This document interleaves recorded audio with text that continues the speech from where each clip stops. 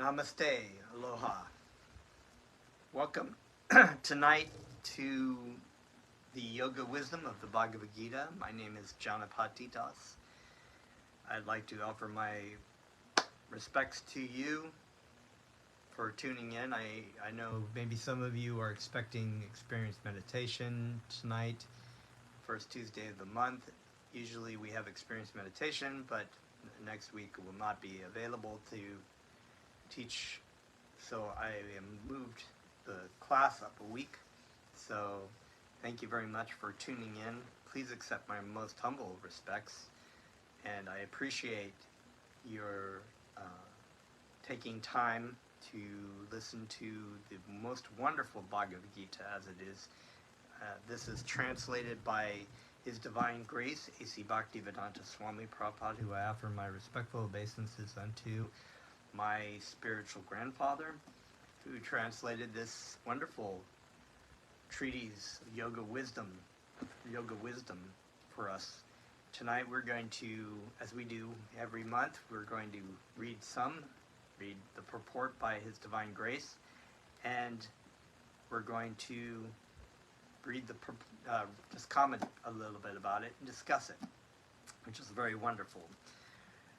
You can just take even one little verse or two verses and meditate upon it. It's so wonderful. So the first thing I'd like to do, of course, is also offer my respectful obeisances unto my spiritual teacher, Jagadguru Siddha Swarupananda Paramahamsa Srila Prabhupada, who taught me everything I know about yoga wisdom. I am very grateful for his association and his wisdom imparted to me that I'm sharing with you today. So I have actually no knowledge except for what he has taught me, and I'd like to share that with you today. But of course, the most important aspect of yoga wisdom is the hearing and repeating of Krishna's names, or the hearing and repeating of mantras. Mantras come from two words, man, which means the mind, and tra, which means to draw away. So the mantras are spiritual sound vibrations that when sung or repeated and listened to and taken through our ears into our heart, is very beneficial for us spiritually and both emotionally and physically as well. So that's what we're going to do right now. So please join along with me. If you've never done this before, just listen to the mantra the first time through. The second time through, when I sing it, you can sing it back with me.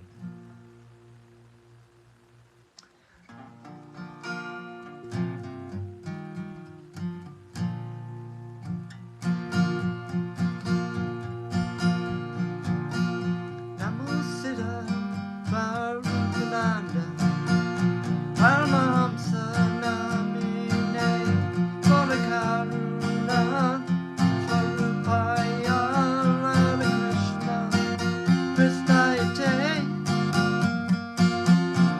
Namo Siddha Swarupananda Paramahamsa Namine Karuna Swarupaya Radha Krishna Bhaja Shri Krishna Chaitanya Prabhu Nityananda Shri Advaita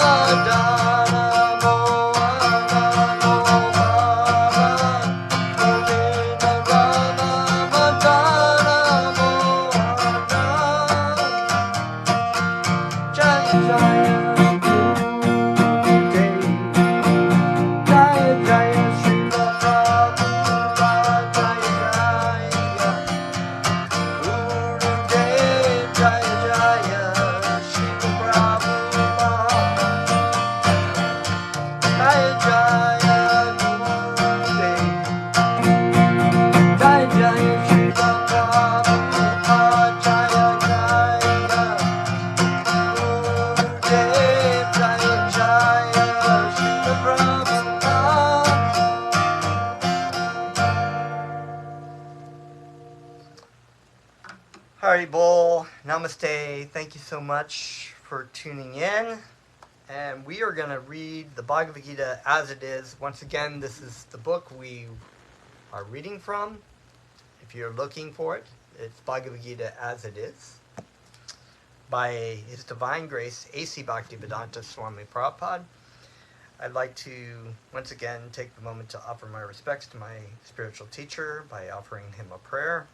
Namo Siddha Swarupananda Paramahamsa Namine Gaurakaruna Swarupaya Radhakrishna Prastayate. So, we are going to read some of the Bhagavad Gita, just a little bit. A few verses is all you really need.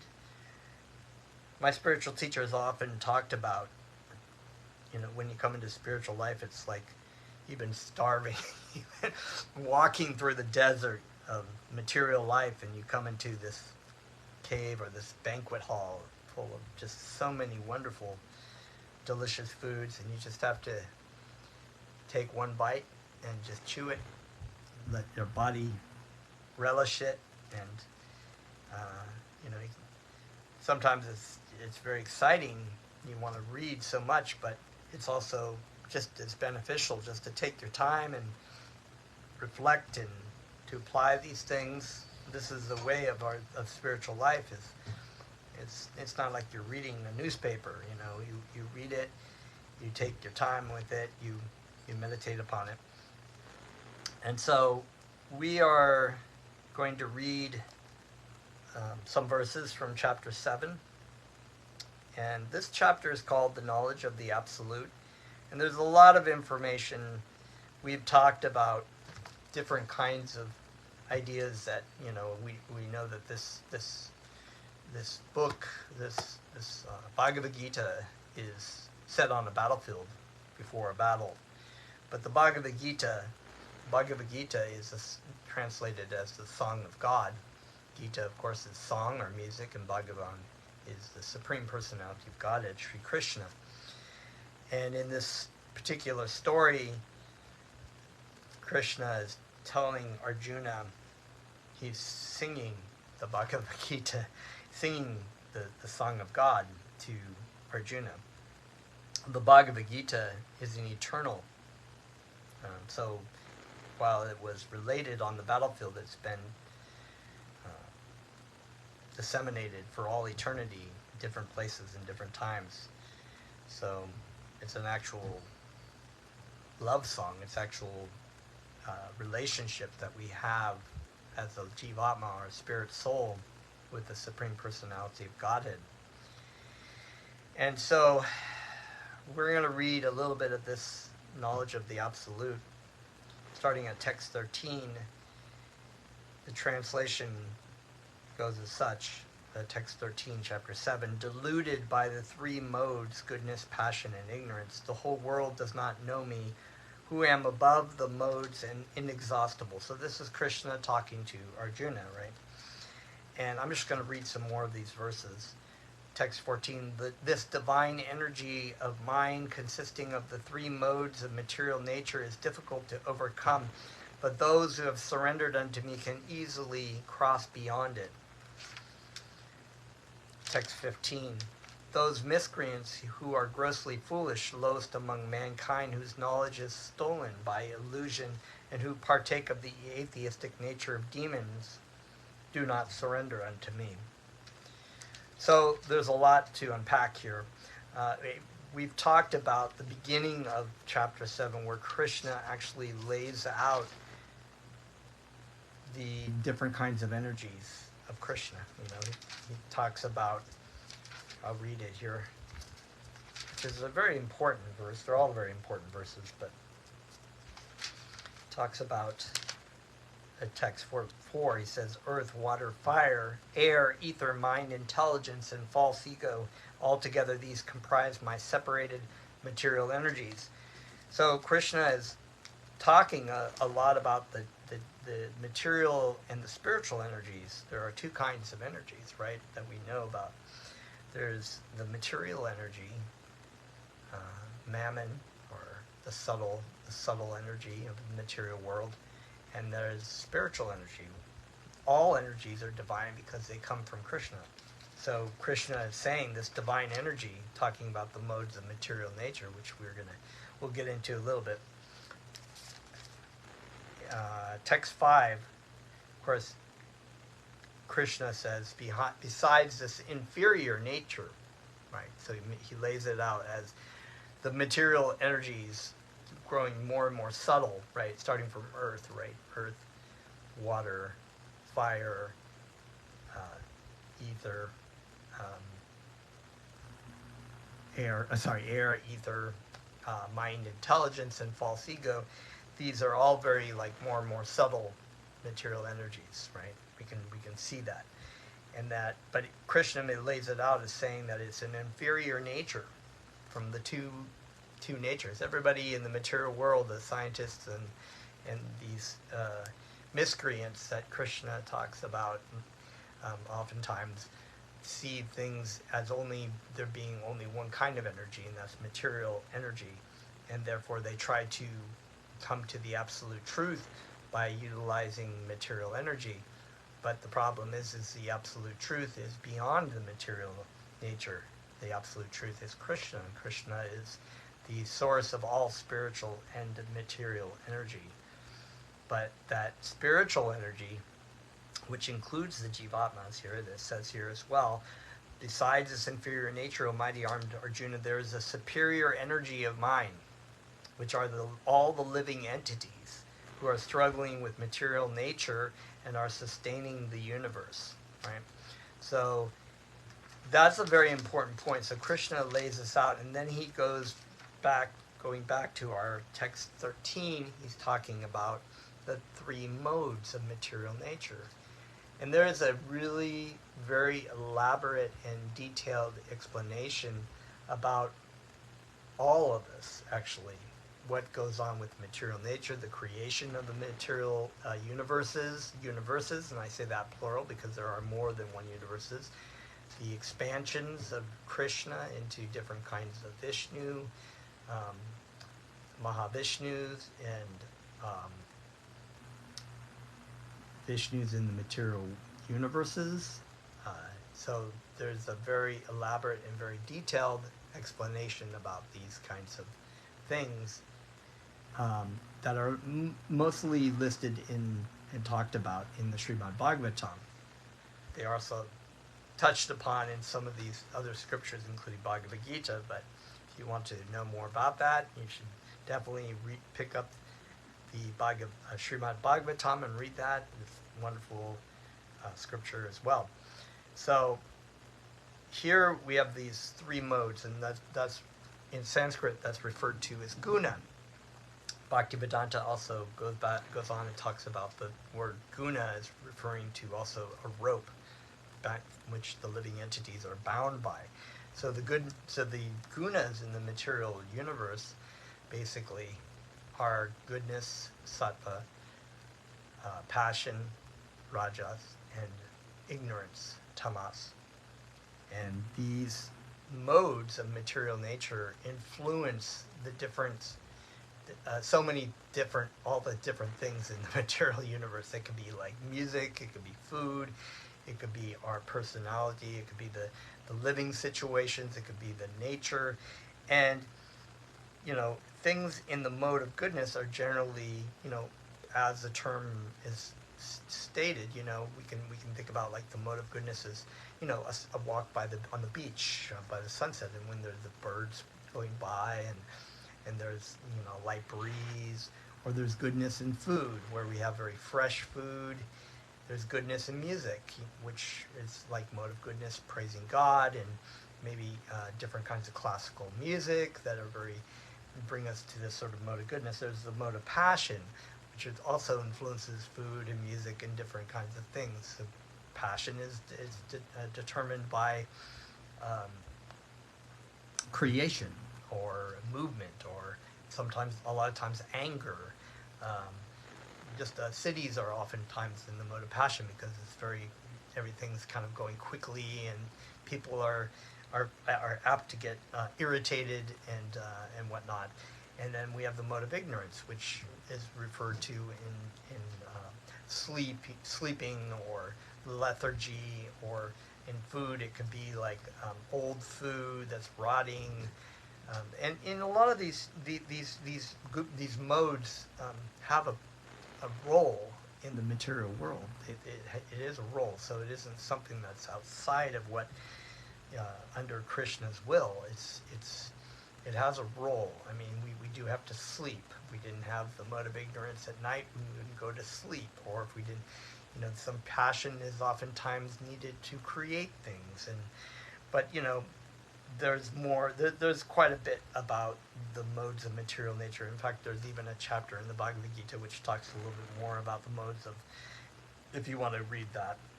So, but Krishna is stating here that deluded by the three modes, that who is being deluded but these living entities, right? As it says earlier, Krishna is telling that they are trying to struggle with the universe, with the material energies, by trying to find happiness through the material energy, thinking that this is what I am. And they are deluded by these modes of material nature. And I'm going to read some of the purports that Bhaktivedanta Swami Prabhupada talks about, just to get a bit more of a more in-depth idea about how the modes of material nature are completely bewildering all the living entities within the universes in the material world, and oftentimes most living entities are completely oblivious of the fact that they're being deluded by all these different kinds of how much in control they are by these modes. Bhaktivedanta says in his purport, the whole world is enchanted by three modes of material nature. I love the words that are used, enchanted, like under a spell. You're sleeping. You don't want to wake up, you're sleeping, right? So they are under the modes of the different things that are happening. There's a girl that's going by, she's beautiful, or I just want to sleep, I just feel like I want to sleep, or I just feel like I want to take drugs, and it's like, or maybe I'm attracted to the beautiful things of going hiking in the mountains, right? So goodness, passion, ignorance, they're all enchanting the living entities to forget about Krishna. Those who are bewildered by these three modes cannot understand that transcendental to this material nature is the Supreme Lord Krishna, right? Beyond this, right? Beyond the material worlds, Krishna exists. Krishna's energies exist, but people do not understand them, right? In this material world, everyone is under the influence of these three gunas and is thus bewildered. So they're maintaining the universe by existing in the material universe, by trying to find their happiness as their own gods, in these perceived gods. And they are completely bewildered, and there is a reference of how the analogy is sometimes used that the living entity is like the male donkey that just strives so hard for a little bit of grass, and is constantly beaten by its master. In this case, Maya Devi, or material nature, is constantly beating the living entity who tries to get that little bit of grass, or tries to strive for so many things, but is suffering so intensely in this material world. And that he also lives for sex life with the she donkey, who just kicks him in the face constantly. So this analogy is used as the living entity existing in the material world, with completely oblivious to its real identity. So in this material world, everyone is under the influence of these three gunas and is thus bewildered. By nature, living entities have particular types of body and particular types of psychic and biological activities accordingly. So this goes into more about the karmic reactions that living entities receive by their karma or their action within this material world. So depending on how you are utilizing your body and your mind, lays out the tracks for how you're going to what kind of form you might have. You might not necessarily be a human. Many times it's not. It may be an animal if you've used your body accordingly. So, just jumping ahead here. Well, although life is temporary and we do not know that what we are going to be in our next life, still by the spell of this illusory energy, we consider ourselves in the light of this bodily conception of life. And we thus think that we are American, Indian, Russian, Brahmana, Hindu, Muslim, etc. And when that etc. in this day and age is so many different things, it's like, I'm this identity, I identify as this, and I identify as that, I identify as this skin color, I identify as that skin color, I identify as that sex, or maybe today I identify as this sex. So all these kind of designations have to do with the body, and it's this illusion to thinking that I am this body, but we've learned from the Bhagavad Gita that Krishna tells Arjuna early on that never was there a time when we did not exist. He's telling Arjuna on this battlefield that they're on, and Arjuna's upset because he has to kill all these people in the battle, and Krishna's saying, well, they're not who you think they are. They're actually living entities who are in this designation right now. So this is a similar situation that the living entity is moving through. In the Bhagavad Gita, of course, earlier on, and it's also chapter 2, text 13, Krishna says, as the embodied soul continually passes in this life through youth and middle age and old age, the soul similarly, that living entity, so it's an embodied soul, right? It's in this body and it's moving through. We can see this, right? We can see it. We know we've seen the pictures of ourselves when we were a baby. We've seen those different bodies that have come on, but we're the same person, right? But the body is changing. So the sober person, or referred to as dhiras, right? Dhiras is a word in Sanskrit that means a sober person, a self-realized person. The person is sober because he's not intoxicated. He's not in this illusion that this is who I am. This is my body. This is, my sex. This is my color. I'm this age, and I'm this person, and this is my occupation. All these things are designations of the body that have really nothing to do with the real us, which is the jivatma, right? The spirit soul, this embodied soul that continually passes through. So the sober person understands this and is not bewildered. This bewilderment, this illusion. They're not affected by this material because they have knowledge. So they receive that knowledge from the spiritual master, a spiritual teacher who has received that information from his spiritual teacher, and so on and so on. And this is also stated in the Bhagavad Gita earlier in chapter 4, verse 34, where Krishna is telling Arjuna, in order to understand this information about Bhakti Yoga, about the Bhagavad Gita, just try to understand this truth by approaching a spiritual master and render service to him humbly.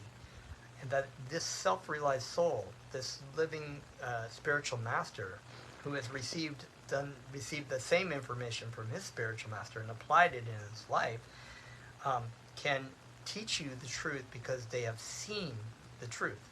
What does that mean? They've seen it by applying it in their life and seeing the direct effect of how that is. So understanding knowledge is understood in this way. It's understanding by the mercy of Krishna and the mercy of the spiritual master. So Bhaktivedanta Swami Prabhupada, goes on to say that. He says that I've been trying to remember exactly where that was, but it's basically that that to understand this absolute truth, one has to approach the spiritual master and receive the mercy of someone who knows. In other words, someone who is aware of the situation and has learned how to, you can't, in other words, a person who doesn't know, a person who doesn't understand or is in the material world and is bound by this guna, which is considered also by Bhaktivedanta as a rope that's binding us. If someone who's bound, you can't, for one thing, you can't unbind yourself if you're bound, and you can't have someone else unbind you if they're bound, right? So you need someone who's unbound. So the person is a spiritual master who's unbound by the mercy of his spiritual master who released him from that bondage to unbind you, or in other words, to teach you about what your real existence is and what you should be really doing. Okay, so more from Bhaktivedanta Swami Prabhupada. There are many different kinds of living entities, human beings, demigods, animals, etc., and each and every one of them is under the influence of material nature, and all of them have forgotten the transcendent personality of Godhead. This is true, and this is because of this powerful binding of the material energy that closes our eyes to it. And this really comes from our own desire to be the controller. So Krishna just gives us what I want, what we want, right? And all we really have to do is to want to know what the absolute truth, because it takes enough if you're the, as I was saying, that male donkey, to be kicked in the head so many times by material in the material life, to be asking yourself, why am I working so hard for so little? I mean, even in a good life, how much time do you really enjoy, and how much time do you actually spend working towards trying to enjoy? You spend a lot of time trying to enjoy that little patch of grass that never really scratches the itch, right? It just is this. Oh wow! It's more like relief from suffering. If we're thirsty and we drink a nice glass of water, it's kind of like, it's not because the glass of water is so great, it's because we're thirsty. That relieves that drinking the water relieves the thirst, right? Or if we're tired and we get into our bed and we're like, oh, this is a great sleep, then it's really because we're tired. So most things are actually just relieving the suffering that and it's not even really that long, right? It's just a flash in the pan. So this is how we spend our life in this material world, trying to chase after one thing and another. Those who are in the modes of passion and ignorance, and even those who are in the mode of goodness, cannot go beyond the impersonal Brahman conception of the absolute truth. They are bewildered before the Supreme Lord in his personal feature, which possesses all beauty, opulence, knowledge, strength, fame, and renunciation, when even those who are in goodness cannot understand what hope is there for those in passion and ignorance. Krishna consciousness is transcendental to all these three modes of material nature, and those who are truly established in Krishna consciousness are actually liberated. So that's not to say that being in the mode of goodness is a bad thing, because it's actually a good thing to be. That's why they call it goodness, right? If we go out and we want to, enjoy the beauty of the sunrise, that's very nice. Or if we want to try to help people, that's nice. That's a good thing. But at what end, right? It's like, what do we do? Oftentimes people will go into situations like come here to Hawaii where it's very beautiful. They don't know what to do with the goodness. They just like, oh, okay, let me bust out my 12-pack of beer, and it's like, or get out the bong. It's kind of like, let me go, and then they get themselves into the mode of ignorance by doing drugs or alcohol, because they don't know what the purpose of being in mode of goodness is. So the purpose of being in the mode of goodness is it's the easiest launching spot into spiritual life. In other words, if you're in the mode of goodness, you can your heart is a little bit more open. The passion, you're just like wanting, it's harder. And if you're in an ignorance, it's just practically impossible, because you're just completely absorbed in this sort of darkness, being in a drug-riddled state, or being in heavy depression, it's oftentimes very difficult to pull yourself out of that into a mode of goodness. But it is possible that a person in mode of ignorance or passion can, by the mercy of the spiritual master in Krishna, by hearing the names of Krishna, are so powerful they can draw people out. And there's, of course, a very famous story from the Chaitanya Charitamrita about two drunkards and thieves called Jagai and Madhai, who were very, very pretty bad folks. They were murderers, rapists, and they heard the names of Krishna, and they received the mercy of Lord Nityananda and Lord Chaitanya. And by that mercy, the most fallen, because Lord Chaitanya is considered to be the most, the deliverer of the most fallen, right? They are able to come to Krishna consciousness or love for God. So let's read some more. So the last, of course, I'll read some of this. I'll read the translation again. This divine energy of mind, consisting of the three modes of material nature, is difficult to overcome, but those who have surrendered unto me can easily cross beyond it. Actually, it's said that when a person takes to the shelter of the spiritual master in Krishna, that distance between Krishna, to reach Krishna, is so short, so easily, like a water inside of a hoof of a calf's hoof print, right? That was once a great ocean to try to cross is actually very easy, because the surrendered soul is very dear to Krishna. The Supreme Personality of Godhead has innumerable energies, and all these energies are divine. Right?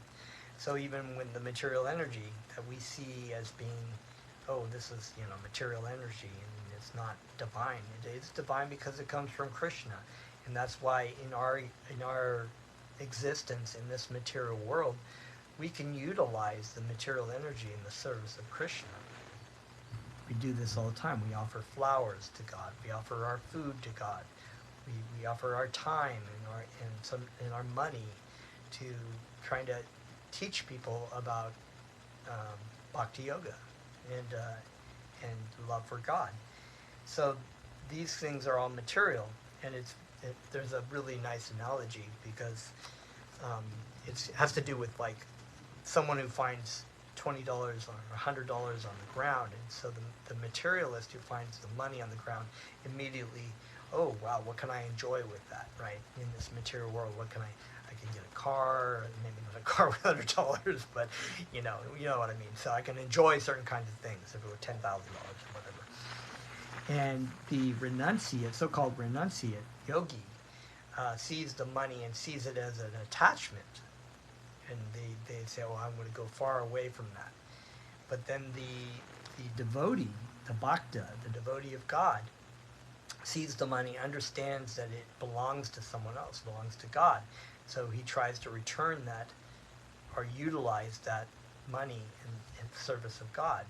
So it's neither use it for my own pleasure or use it for, or just stay away from it completely. The true renunciation, and this is what Krishna tells Arjuna, is that you do your karma, you do your action as a service to me, without attachment to the result of it.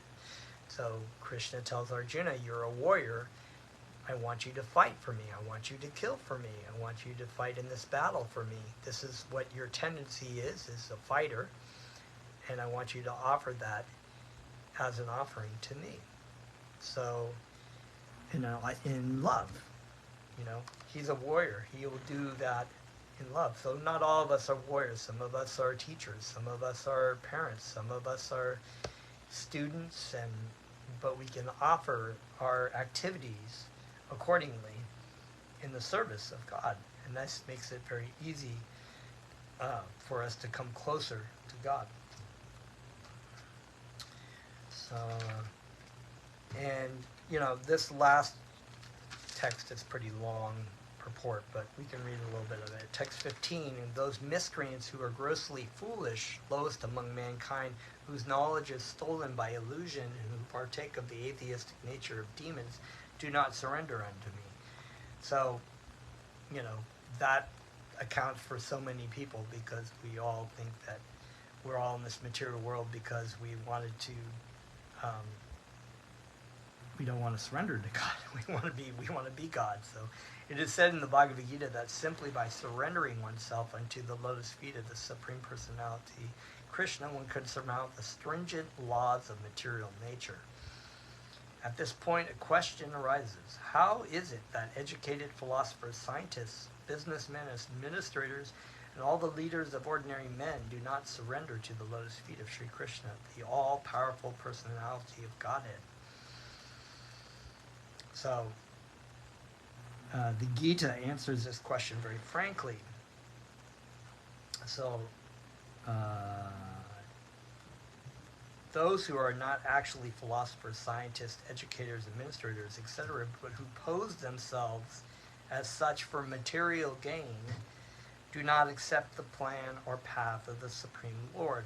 So here we have philosophers, administrators, educators, quote, because they're maybe they have a very strong ability to do certain things in the material world, and they're very great talented by Krishna's mercy, but they do not offer that to Krishna. They offer it for their own glory, which is what the sickness in this material world is. This is the illusion that's tightly, that it is I, me, mine. This is my material world. It's all about me.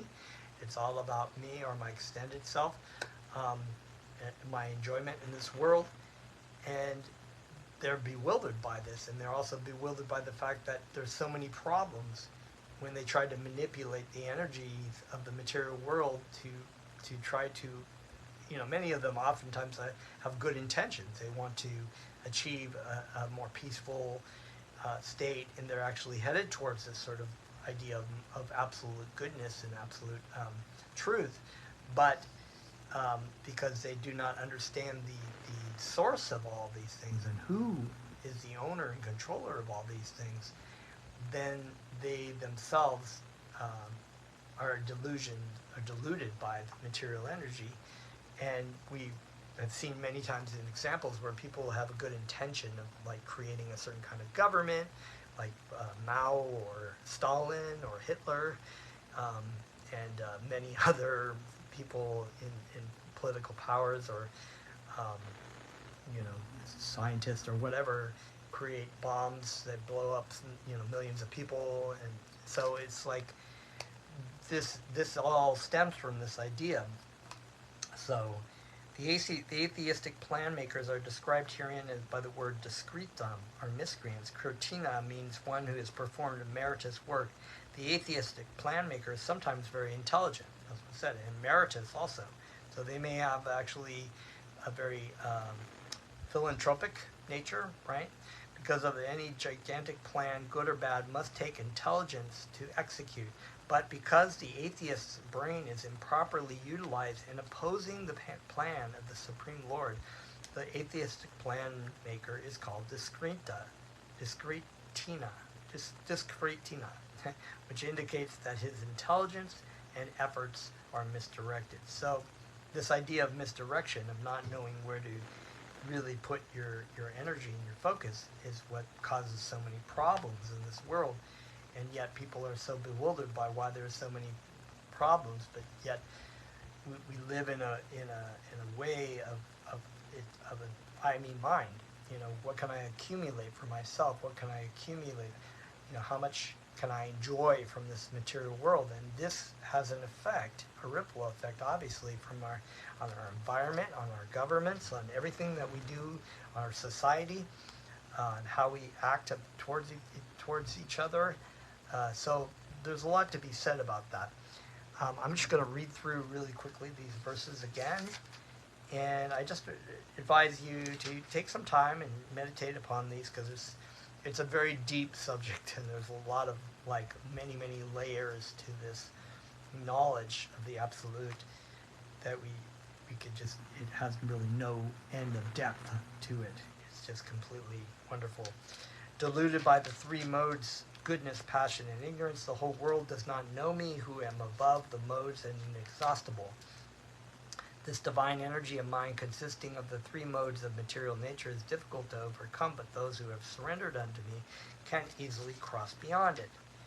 Those miscreants who are grossly foolish, lowest among mankind, whose knowledge is stolen by illusion, and who partake of the atheistic nature of demons, do not surrender unto me.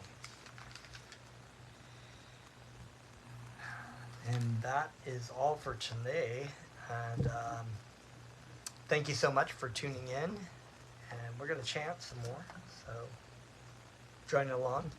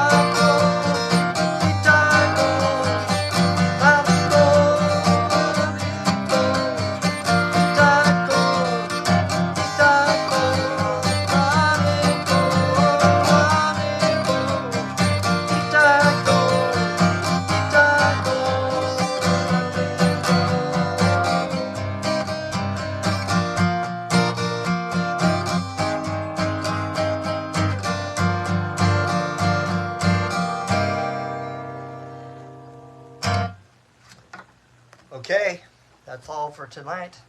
Thank you for all of you who tuned in tonight, and just a reminder that we do have a YouTube channel for Yoga Kirtan Hawaii, so if you haven't subscribed to our YouTube channel, please go to the link. I don't have a link, but actually go to Yoga Kirtan Hawaii on YouTube and subscribe. Feel free to comment, share the videos, and we'll see you next time. Namaste.